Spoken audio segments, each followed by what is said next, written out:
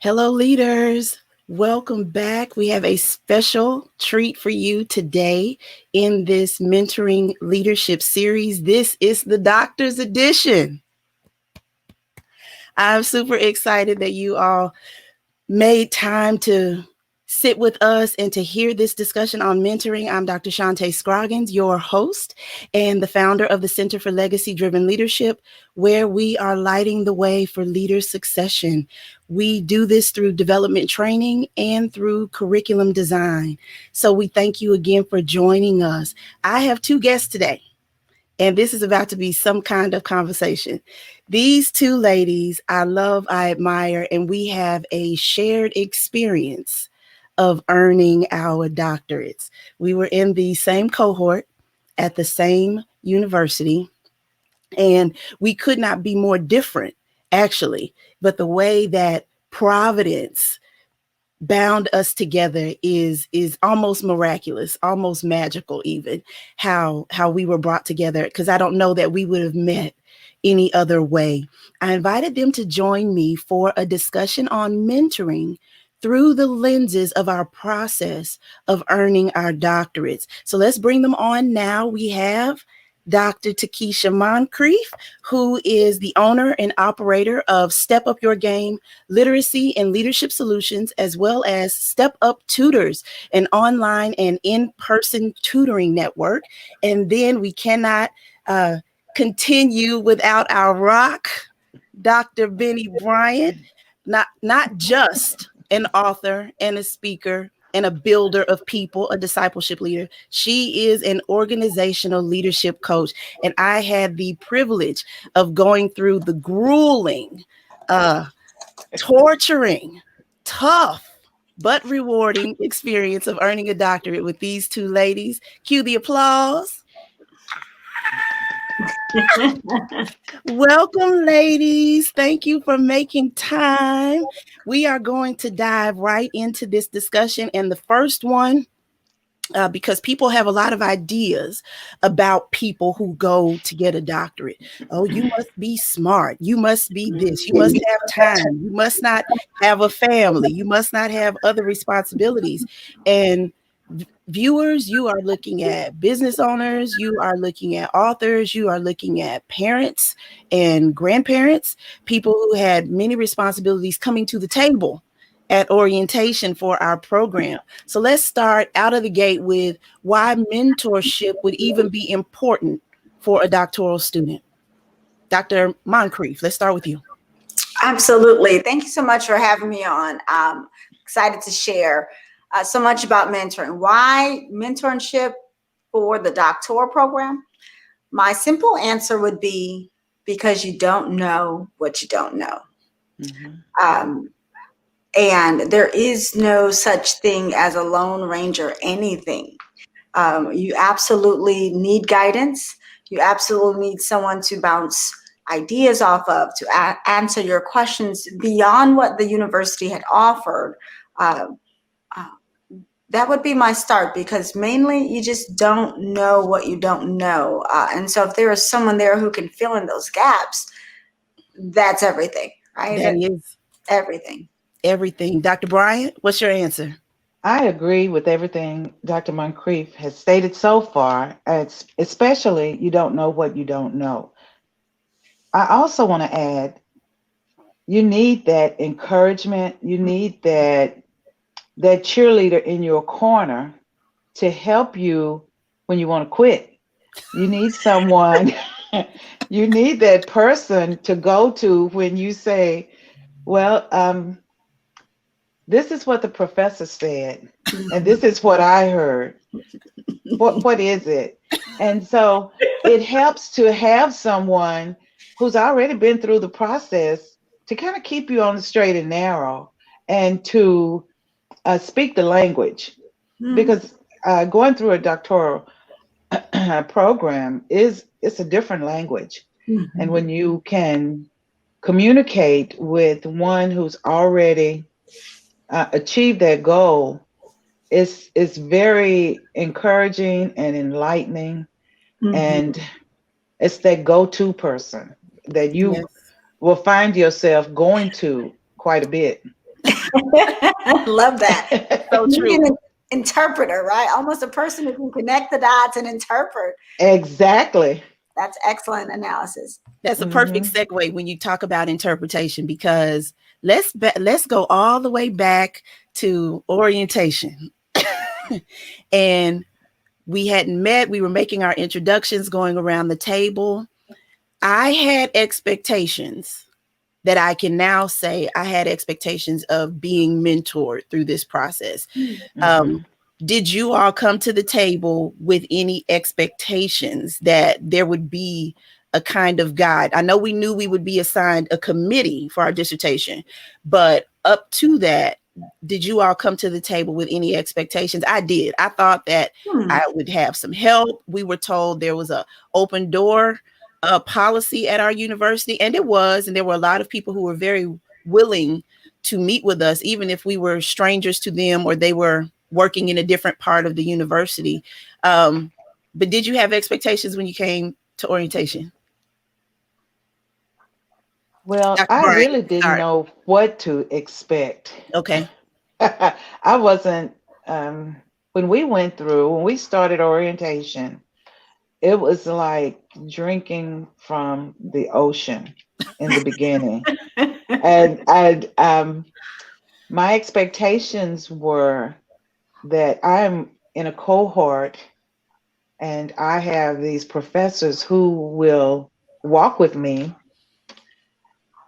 Um, and they did to a degree. Hmm. But you soon learn that um, they have other responsibilities as well. And there's no hand holding, Mm. you know, and that you have to, um, you know, just take the baton and run with it. Yeah. Excellent. Hmm. I didn't have any expectations for mentorship at all. I, Really? Mm-mm. I none. I thought of how I did my master's program. I had that Hmm. to compare it to. There was no mentorship then. I mean, provided that was Yes. 20 years ago, and I had a little bit more motivation, I think, at a younger age and different set of circumstances in life. But sitting around the table at orientation, um, I remember hearing, "This is the doctoral level." Hmm. Right? Hmm. They stated repeatedly the level of expectation that you would show up as scholarly, as initiators of, an interactive learners. Um, but I didn't hear the mentorship piece. So I didn't expect it and I didn't hear it. So I went in the back of my mind, went on thinking, you just got to make this happen for yourself. Mm. And so, yeah, it wasn't at the table where you thought, oh yeah, we're going to be connected with X, Y, and Z. Even when we had a former student who had went through the program sit at orientations and share, I didn't get the sense that those individuals were available to me for Yeah. personal contact. Agreed. This would be a good point to let everyone know that our doctoral program was an accelerated doctoral program. So let me explain that right quick. Our program was designed for 34 months, and it was heavily emphasized with deadlines. And so while we were taking our courses and learning the ropes, we were writing and picking our topics and reading. And so Mhm.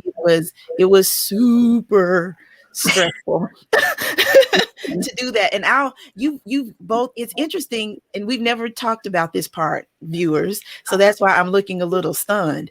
I came to the table with a real kumbaya expectation, and I'm just excited about learning. And I knew I wouldn't have a problem with the academics. My sister likes to call me a career student. I am not. I just enjoy the learning. But I did come to the table because it was, if you have any issues, we can help you with that. You can always ask us if you have any questions. And so my problem is I just tend to believe what people are saying is the truth. And it was for the most part. but I did have expectations of having resource people around me if it was necessary. So I think that's interesting that you both mentioned the doctoral level, about being scholarly, about no hand holding. So let's pause here then and look at um, what should mentoring look like at the doctoral level. I know we came together, the three of us ended up coming together, and we provided some guidance for each other through the Mm-hmm. process, sounding boards, ideas, and whatnot. But that doesn't happen for everybody. Is there a generic way that we could recommend how mentoring should look, and at what point it should enter the doctoral process? Dr. Moncrief? Immediately. Agreed. Point. I mean, this isn't something you need to, go a little bit and then catch someone up on your process. I would think at prior to orientation, when you go to the informational meetings, where there are individuals on the panel that tell you what the program is about, there are a lot of questions that a student would have, a doctoral student would have of former doctoral students. And I think the process should start immediately. What it should look like, I think it should entail regular meetings. It really should be scheduled in. It really should be non-negotiable. Yeah. Because even if the doctoral student might think, oh, I got this, I'm doing well. You still need a mentor because this mentor should be able to say, don't rest too easily because this is coming up. Or Mm-hmm. again, about the connecting of the dots, pay attention here because this will be connected to this. Part of the void or the obstacle is we didn't have anything to connect the process to. Right? We didn't have a frame of reference that this book that we were told to read at orientation would be useful in year 2.5, right? So those mentorship conversations, if had day one, could help set up and manage a doctoral student's expectations as well. Excellent. Dr. Bryant, anything to add? Just a little bit. To start from day one, I believe we needed as students a resource. Um, it would have been beneficial to have mentors already aligned and ready to start with you. At that point, I didn't know where to look for a mentor outside of my family and friends. Right. And if at orientation there would have been a matching up or some type of alignment with a mentor from that point going forward, I think the relationship could have been developed and the work could have been done. That's huge. That's I'm such so a good glad you point. mentioned that, right? The matchup. It's not automatic. It's not automatic that you and your assigned mentor will click. That's That's true. right. Throughout the program, we eventually, I think the doctoral director and program heads noticed that the mentorship was needed and tried to orchestrate assignment, Mm-hmm. Mm-hmm. but it was hit or miss. It was So hit I or miss. love that, Dr. Brian, that you talked about the opportunity to match. Yes.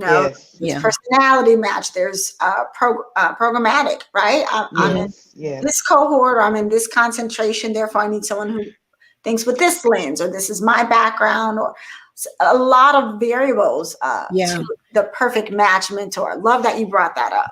And then you can, by the Yes. time you get to dissertation writing, you've built a rapport. And so Correct. there's and because having an assigned mentor was a hit for me. And I think it may have been a miss for one of you. It was a miss for me. Oh, miss for both of you. Okay. And so Mm-hmm. the only thing I would add in how this looks that we found frustrating going through the doctoral process is that if you are pursuing your doctorate at a university or college that also has undergraduate and graduate programs, services on campus are not prepared to assist doctoral students. So the writing office, when you go to get Mm-hmm. your writing review Mm-hmm. and you Mm-hmm. say, hey, I want to make an appointment because it's promoted in orientation. So you say, hey, I want to make an appointment to get this paper reviewed, make sure I'm writing in line with the goals of this course, this university. I was told, oh, I'm sorry, we don't have anyone here for doctoral students, or the career services office, who say that they do serve doctoral students, but it isn't a comprehensive type of slate. I know when we finished the program, there was a wonderful thing called the exit survey, the exit interview. And I made sure to suggest that there should be someone on point. If you're going to promote a campus service or a campus office, make sure that there's someone in that office who can be a liaison to doctoral students, doctoral candidates, because I ended up demanding pretty much mentorship from research librarians. Those people became my tribe. They Wow. became my tribe. And because most of the research librarians at the university we attended either were pursuing a doctorate or they all had their doctorates. And so they knew how to find the research. They knew how to get to the surveys. They knew all the shortcuts. And so that's how I chose to. But good for you, Dr. Scroggins, because Yes. my personality and my lifestyle and the way I navigated the program, I would have never clung to those people, right? So based on, I'm that one that would be like, I'm determined to figure this out on my own. If you didn't give me a mentor, so what? It's still, I'm gonna, find my tribe, and it will be, people who look like me, people who I feel like have my best interest at heart. But I wouldn't have been like, can you help me? Just that is my pride or my downfall that probably wouldn't have allowed me to make those connections. So, I mean, kudos to you for recognizing what you need and going for it. So that just brings up another point about mentorship in the match, right? The personality matches. And that's right. You get an aggressive personality with, introvert, extrovert, or do you, because when I met with my assigned mentor, he was a very nice gentleman. We sat at La Madeleine's. We had soup and a conversation. We exchanged a couple emails, and then crickets, right? And so I became desperate, like help. And I don't think, I don't fault him. It wasn't a natural match. I don't know if his heart was into it. I don't know if he was voluntold or volunteered. Exactly. And so, but that brings up an interesting thing about how we got what we needed, how we got the help we needed. I want each of us to talk about it because we've all had one, at least one, the organic type of experiences we had in the library, where we ended up meeting another person of color from another cohort or another program. And we're like, where are we at? I didn't know you were here. Wait a minute. Where? And we found people who were at different stages of their journey, who offered book references that were helpful, things that would have been super helpful in an accelerated program. I know one of them, the one with the keywords, Takisha, it just really blew, it set everything off for you. It made the difference for you.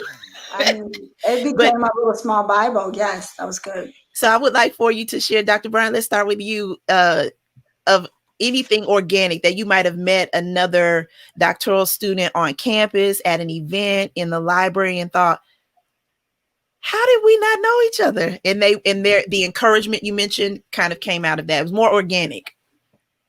Well, first I'd like to go back to the point Dr. Moncrief made regarding the library resource.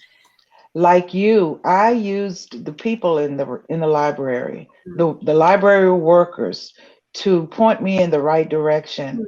And at this level, you cannot be afraid to say, I need some help. I'm lost here.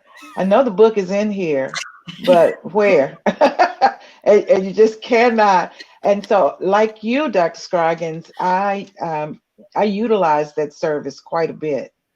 Now, organically, I met a couple of young ladies, one who was starting the program, and several through the both of you, and did not continue long-term relationships, But I was happy to know that there were women like me, younger and older, that's just, the range, who was pursuing this degree.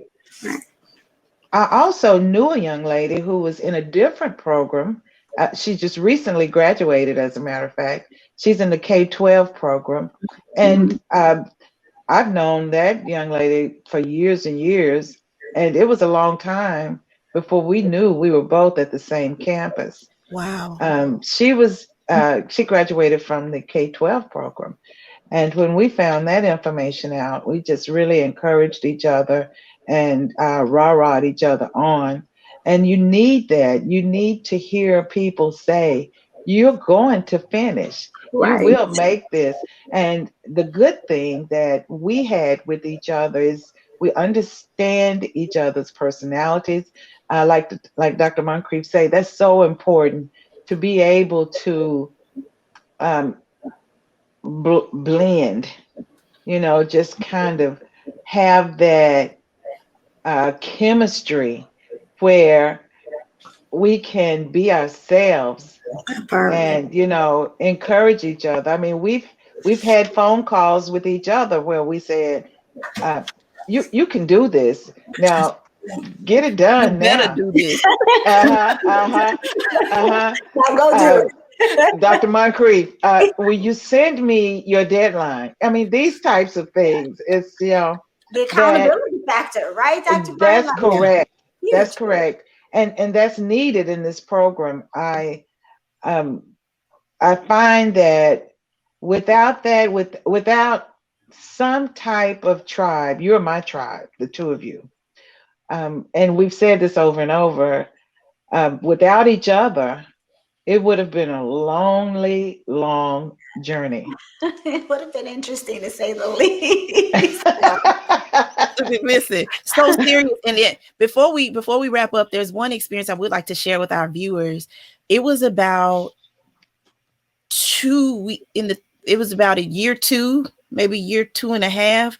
We were introduced to, at that time, the only Mm, African American full-time professor who happened to be a department chair at our university. mm, And Mhm. that meeting with this woman was life changing. It was Yes. life giving. And it gave us, we were all leaving that meeting going, why didn't we meet you at mm. orientation? Oh my Mhm. You would Mhm. have made Mhm. such a difference. And so it Mhm. was just another thing about, and this is why I introduced our discussion with the word providence, that whether viewer you are a person of faith or not, there's a way sometimes that things come together that is beyond our ability to God. manufacture. Mhm. And Right. on our journey, there were people who just came along at the right time. I got a chance to meet a few people in the library, and a couple of them attended my defense. And so it was just this Mhm. special thing, this unspoken thing, that whenever we saw each other, and we could bypass all of the preliminaries and say, we still on this, right? We're still finishing, right? We're still on track. Exactly. Exactly. So that you knew that you had someone supporting you Mhm. with getting across that finish line and into where we are now, postdoc life. But Dr. Scott, Yes. I want to add a couple things. Please. Mentorship, based on what you said, your mentor or where you find mentorship may not be um, so prescribed.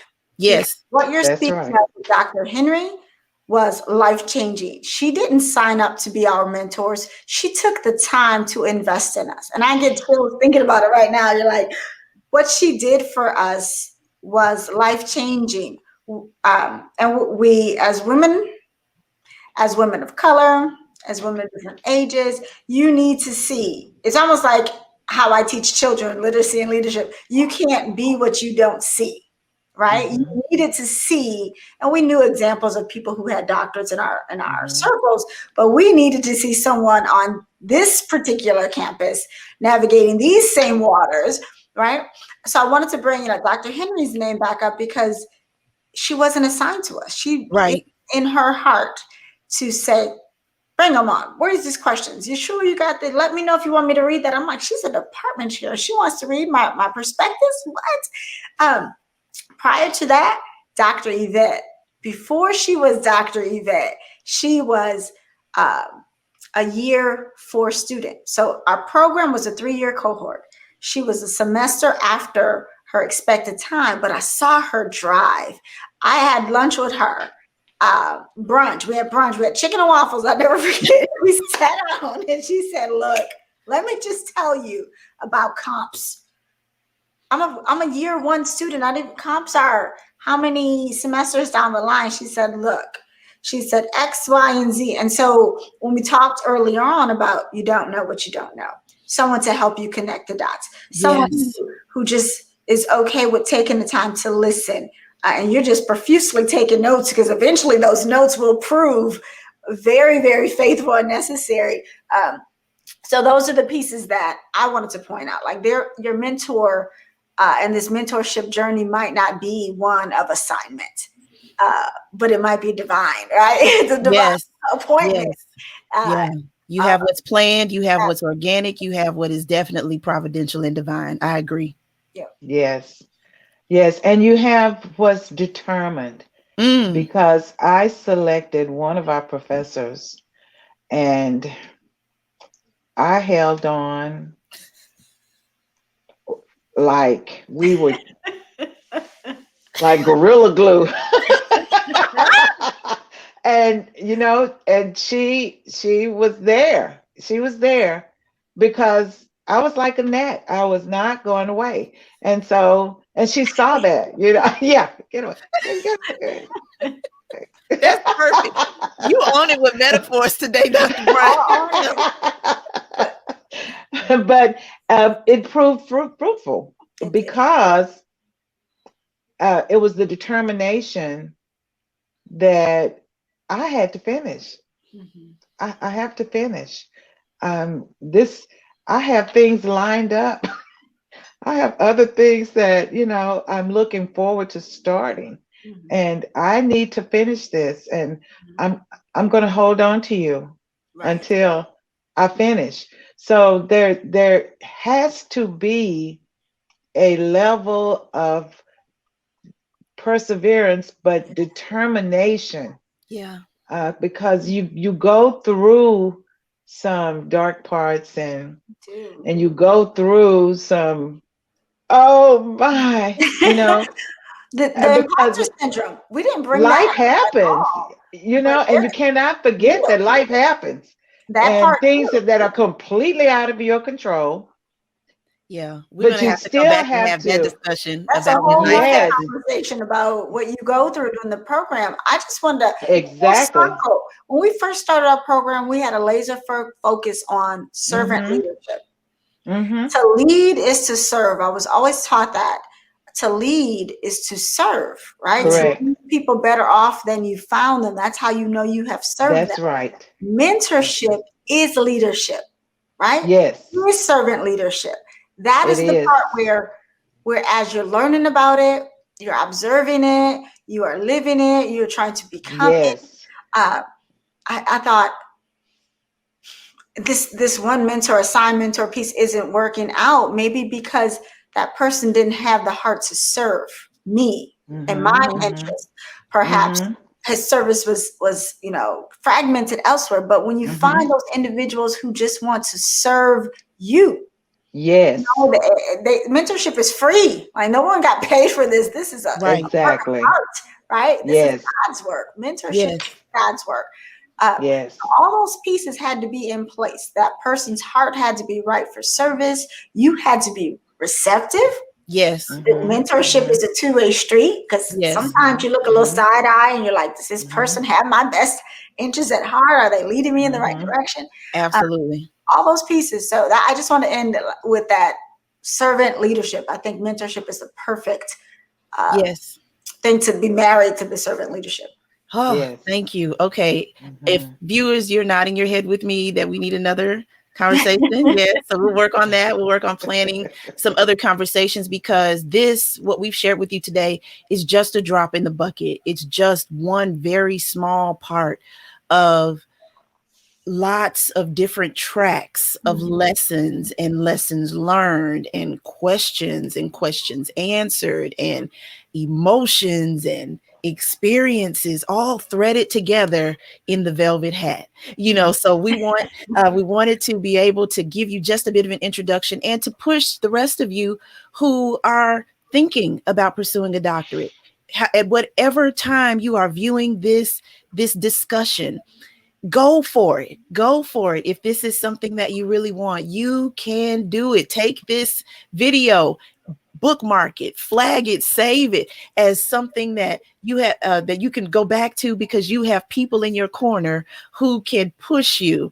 So we thank you, viewers, for your time, and stay tuned. Maybe I can convince the good doctors Moncrief and Bryant to come back for another set of discussions. I did say set of discussions, and we can continue to share our lived experience of surviving a doctoral process and thriving in postdoctoral life. So keep your eyes open for the next segment of the Mentoring Leadership Series, hosted by the Center for Legacy Driven Leadership. We'll see you all next time.